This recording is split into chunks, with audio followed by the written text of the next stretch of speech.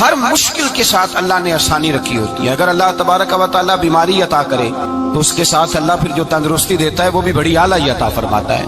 اگر اللہ کبھی غربت دے تو پھر اس کے بعد جو اللہ تعالیٰ آسانی دیتا ہے وہ بھی بڑی اعلیٰ عطا فرماتا ہے۔ اگر کہیں سے آپ کو دکھ ملتے ہیں تو پھر جب سکھوں کا وقت آتا ہے تو پھر گنے نہیں جاتے۔ یاد رکھیں، مشکلات کے پہلو میں آسانیاں ہوتی ہیں، اور جس آدمی کو مشکل آتی نہیں، میرے نبی کریم سید عالم صلی اللہ علیہ وسلم نے فرمایا مومن کو جو مشکل بھی آتی ہے اللہ اس کی برکت سے اس کے گناہوں کو معاف فرما دیتا ہے، اللہ اس کی برکت سے اس کے گناہوں کو معاف کرتا ہے۔ یہاں تک کہ حضور نے فرمایا میرے مومن کو کانٹا بھی چبھے تو اللہ تعالیٰ اس کی مشکل کو آسان فرما دیتا ہے۔ دو بزرگ بیٹھے تھے، ایک حضرت احمد رحمت اللہ علیہ اور ایک حضرت شرف الدین منیری رحمت اللہ علیہ۔ تو حضرت شرف الدین منیری کہنے لگے کہ دوست اصل میں وہ ہوتا ہے جو دوست کی طرف سے آنے والی تکلیف پر صبر کرے، جو اللہ کی طرف سے آنے والی تکلیف پہ صبر کرے وہ اللہ کا محبوب ہوتا ہے۔ تو حضرت احمد فرمانے لگے نہیں مجھے تیری بات کی سمجھ کوئی نہیں آئی، صبر کرے وہ اللہ کا دوست ہے، مصیبت پہ صبر کرے۔ تو کہا جناب پھر اگر نہیں سمجھ آئی تو آپ بتا دیں اللہ کا دوست کون ہے؟ تو آپ فرمانے لگے جو محبوب کی طرف سے آنے والی مصیبت کو اس کا تحفہ سمجھ کے قبول کرے وہ اصل دوست ہوتا ہے۔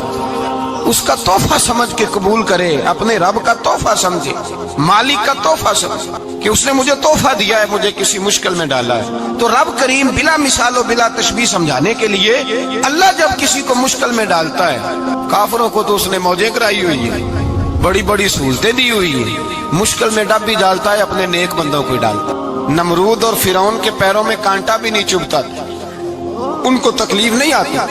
تکلیف کسے آتی تھی؟ اللہ کے نیک بندوں کو تکلیف آتی تھی۔ حضرت رابعہ بصریہ جب تک زندہ رہی تب تک بیمار رہی، جس دن طبیعت ٹھیک ہوتی تو کہتی اے اللہ تو کہیں مجھ سے ناراض تو نہیں ہو گیا، تو کہیں ناراض تو نہیں مولا جب تو مجھے تکلیف دیتا ہے تو میں رو کے تیری عبادت کرتی، جب مجھے دکھ ہوتے ہیں تو میں سجدے میں تڑپتی، اور خدا بندہ اب تو میں سکھی ہوں، موج میں ہوں، مجھے رونا ہی نہیں آ رہا، تو خدا بندہ تو کہیں ناراض تو نہیں ہو گیا مجھ سے؟ دکھ تو اچھے ہوتے ہیں، دکھ تو پیارے ہوتے ہیں، اور دکھوں کے بعد جو اللہ آسانی دیتا ہے اس آسانی کا پھر کیا ہی کہنا۔ اس حضرت ایوب علی نبینا علیہ الصلوۃ والسلام بیمار رہے، 60 سال اللہ نے تندرستی دی۔ کتنے سال بولے؟ 60 سال، غور کرنا بات پر، 60 سال علیل رہے، پھر بیمار ہو گئے، 18 سال ہو گئے بیمار ہوئے۔ زوجہ کہنے لگی دعا کر لیں آپ کو اللہ صحت دے دے۔ ہمیں اگر کوئی بندہ پوچھ لینا کہ بھائی کبھی کوئی خاص بات تو سناؤ، تو ہم جو ساری زندگی سکھ کے ساتھ سوئے ہوتے ہیں وہ بات نہیں سناتے، وہ جو ایک رات درد سے نیند نہیں آتی اس رات کا قصہ سناتے ہیں، کہتے ہیں وہ میرے الٹے دانت میں درد تھا تو میں ساری رات سو نہیں سکا۔ او بھائی جو ساری زندگی سویا ہے اس کا تو ذکر نہیں کر رہا، اور ایک رات جو تجھے نیند نہیں آ رہی، کسی سے پوچھا جائے، ڈاکٹر کہتے ہیں 360 ہڈیاں ہوتی ہیں وجود میں، کسی سے پوچھا جائے نا تیرا کیا حال ہے تو 359 ہڈیوں کا ذکر نہیں کرتا، جس گھٹنے میں درد ہے اس کا ذکر کرتا ہے، کہتا ہے یہ گھٹنے میں بڑی درد ہے۔ او بھائی باقی 359 ٹھیک ہے نا، ان کی بھی تو کوئی بات سنانا۔ حضرت رابعہ بصریہ رحمت اللہ علیہ کے پڑوس میں ایک نوجوان رہتا تھا، آپ کے پڑوس میں، تو وہ جب جو محلے میں بچے رہتے ہیں نا گاؤں میں ان کا پتہ ہوتا ہے، پڑوسی تھا تو 34-35 سال نوجوان کی عمر ہو گئی، کبھی بیمار نہیں ہوا۔ ایک دن اس کی طبیعت علیل ہوئی، سر میں درد ہوا تو اس نے پٹی باندھ لی سرخ رنگ کی، باہر نکل کے آیا، حضرت رابعہ بصریہ علیہ رحمہ نے دیکھا تو فرمانے لگے بیٹے خیر ہے؟ لگا جی اماں جی سر میں بڑی درد ہے۔ آپ فرمانے لگے کتنی عمر ہو گئی؟ کہنے لگا 34-35 سال۔ فرمانے لگے پہلے تو کبھی درد نہیں نہ ہوئی؟ کہنی اماں جی آج ہی ہوئی ہے۔ تو آپ فرمانے لگے 34 سال اللہ نے صحت دی ہے، تو نے شکر کی ایک پٹی بھی نہیں باندھی، اور آج درد ہوئی ہے تو شکوے کی پٹی تو نے فوراً ہی باندھ لی ہے، کوئی شکر کی پٹی بھی باندھنی چاہیے۔ حضرت ایوب 18 سال بیمار رہے، زوجہ کہنے لگی دعا کر لو، تو آپ فرمانے لگے بی بی سے کہ صحت کتنی دیر رہی؟ اس نے کہا 60 سال۔ تو آپ فرمانے لگے ذرا بیماری کو بھی 60 سال گزر لینے دو پھر دعا بھی کر لیں گے۔ یہ دعا کی، اللہ یہ لفظ کہے اللہ نے صحت دے دی، تندرستی آ گئی۔ ایک دن گھر میں بیٹھے بیٹھے زوجہ کہنے لگی کہ ایوب یہ بتاؤ دکھ اچھے کہ سکھ؟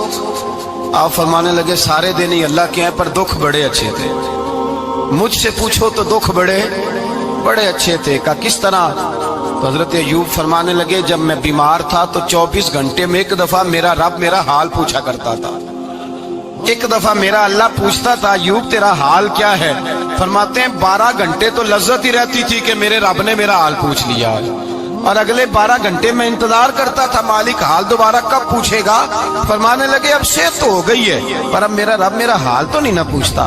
بھائی مشکلات جو ہوتی ہیں وہ تو تجھے سجا دیتی ہیں، سوار دیتی ہیں، تجھے یاد آتا ہے کوئی اپنا، جب تجھے درد ہوتی ہے نا، تکلیف ہوتی ہے، پھر تیرا دل کرتا ہے کوئی کندھا ملے جہاں میں سر رکھ کے روؤں۔ پھر اسی لیے تو کسی درویش سے کسی نے پوچھا تھا اپنا کون ہوتا ہے؟ تو کہا جو تجھے دکھ کے وقت یاد آئے وہ تیرا اپنا ہے، جو تجھے عین آزمائش کے وقت یاد آئے اور تجھے اس کا نمبر فوراً تیرے موبائل پہ چلنے لگے وہ تیرا اپنا سجن ہے، جس کو تو دکھ کے وقت یاد کرے۔ تو بھائی مشکلات کے بعد جو اللہ آسانی دیتا ہے، حضرت ابراہیم کو آگ میں بھی پھینکا گیا، حضرت ابراہیم علیہ السلام کو ستایا بھی گیا، نکالا بھی گیا، لیکن جب ان مشکلات سے گزرے تو میرا رب فرماتا ہے وَإِذِ ابْتَلَىٰ إِبْرَاهِيمَ رَبُّهُ بِكَلِمَاتٍ فَأَتَمَّهُنَّ قَالَ إِنِّي جَاعِلُكَ لِلنَّاسِ إِمَامًا۔ کہا جب ابراہیم پورے اترے تو پھر ہم نے انہیں امام بنا دیا۔ یا اللہ کس طرح کی امامت دی؟ فرمایا میں نے اتنی اعلیٰ شان عطا کی ہے کہ اپنے لاڈلے رسول کو جناب ابراہیم کی نسل میں پیدا فرما دیا ہے، میں نے مصطفیٰ کو ان کی نسل میں پیدا کر دیا، قیامت تک کے لیے ان کا وقار بڑھا دیا۔ اللہم صلی علی محمد وعلی آل محمد کما صلیت علی ابراہیم وعلی آل ابراہیم، ان کی عظمت بڑھا دی، اس لیے کہ جب وہ آزمائش سے گزر کر کے آئے پھر جو آسانی دی۔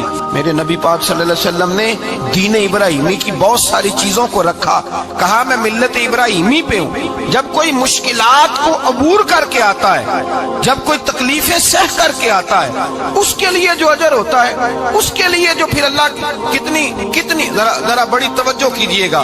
لوگ سمجھتے ہیں فلاں آدمی مشکل میں ہے تو شاید مشکل میں ہی رہے گا، فلاں آزمائش میں ہے تو شاید میرا اللہ فرماتا ہے ایک مشکل دے کے میں 2 آسانیاں بھی دوں گا۔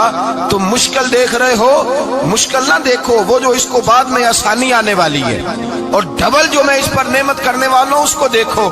حضرت یوسف کو بھائیوں نے کنویں میں ڈال دیا تھا، اور جب کنویں سے نکلے تو مصر کے بازاروں میں بکے، اور پھر زلیخا نے الزام لگایا تو حالات بگڑ گئے، حضرت یوسف کو جیل جانا پڑا۔ اتنی کٹھن زندگی تھی لیکن میرے مالک کو کچھ اور ہی منظور تھا۔ کنویں میں گرنے والے، بازار میں بکنے والے، جیل میں جانے والے، الزام لینے والے جناب یوسف کو رب کریم نے اسی مصر کا بادشاہ بنا دیا، اللہ پاک نے اسی مصر کا حکمران بنا دیا۔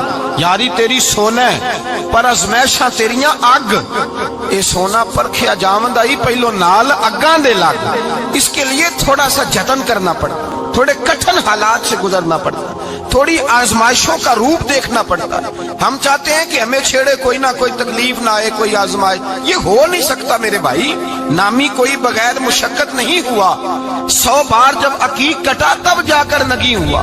ہم چاہتے ہیں کہ ہمیں کچھ بھی دقت نہ آئے، مشکلات نہ آئے، اور مشکلات تو انسان کو سنوارتی ہیں بھائی، وہ تو نکھارتی ہیں۔ کبھی پوچھا کرو جا کر کے کسی گندم کے دانے سے کہ تو کہاں سے ہو کے آیا ہے، کہاں سے نکل کے آیا ہے، تو وہ بتلائے گا کہ بڑے مشکل مراحل سے گزرا ہوں، اور پھر اللہ نے مجھے طاقت دی ہے کہ میں انسان کے وجود کا حصہ بنا۔ تو بھائی کٹھن مراحل، آزمائشیں، تکلیفیں، یہ انسان کو بڑا انسان بنا دیتی، یہ اس کے لیے ترقیوں کا پیش خیمہ ہوتی۔ ہمارے جوان پریشان ہو جاتے ہیں، عورتیں خاص کر کے اس بات پہ توجہ کریں، وہ بڑی جلدی غم لے جاتی ہیں، وہ کہتی ہیں جانے میرا کچھ ہوگا ہی نہیں، جانے میرا کچھ ہو ہی نہیں سکتا۔ میرے بھائی درجنوں اور بیسیوں لوگ ایسے ہیں جن کی اولادیں نہیں تھی لیکن نام ان کا ان سے بھی زیادہ ہے جو بڑے بڑے صاحب اولاد۔ حضرت عبداللہ مزنی حضور کے غلام تھے، قبیلہ مزن کے رہنے والے، والد فوت ہو گئے، چچا نے پالا تھا، اسلام قبول کر لیا۔ چچا اسلام کا بڑا دشمن ہے، حضور کا نام آئے تو جلال کرتا ہے، حسد اور بغض میں جل جاتا ہے، بڑی اسلام کے ساتھ دشمنی اور عناد رکھتا ہے۔ حضرت عبداللہ کہتے ہیں پہلے تو میں عشق رسالت کو دباتا رہا، پھر یہ چنگاری شعلہ بن گئی، پھر کہ یہ ہلکا سا جذبہ سمندر اور صحرا کا روپ دھار گیا۔ فرماتے ہیں ماں تھی اور میں تھا، میں گیا جا کے چچا سے کہا میں نہیں رہ سکتا۔ کہاں جائے گا؟ تو میں نے دھیمے لہجے میں کہا میں مدینے جاؤں گا۔ اب میں रसूलुल्लाह के मदीने जाऊंगा, अब मेरा गुजारा नहीं होता, अब मैं जाऊंगा। कहते हैं चचा कहने लगा अच्छा तू वहां जाएगा, तुझे मैंने पाला, मैंने पोसा, वो मकान मैंने तुझे बना के दिया, तेरी जेब में जो पैसे हैं मेरे दिए हुए हैं। कहते हैं मैंने कहा चचा मैं सारा कुछ सोच के आया हूं, मकान भी तू रख ले, पैसे भी रख ले। कहते हैं उसने हर चीज रखवा ली। जब पलटने लगा तो चचा कहने लगा जो कपड़े तूने पहने हैं ये भी मैंने खरीद के दिए थे। हजरत अब्दुल्ला फरमाते हैं मैंने वो कपड़े भी उतार के दिए। बरहना हालत में मैं माँ के पास गया और मैंने कहा अम्मा मैं पहले भी तो नंगा पैदा हुआ था, तूने ही कपड़े पहनाए थे, मेरा फिर बदन नंगा हो गया है, कपड़े दे दे।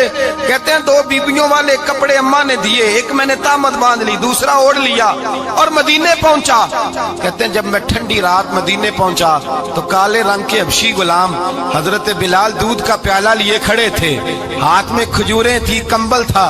कहने लगे आजा आजा।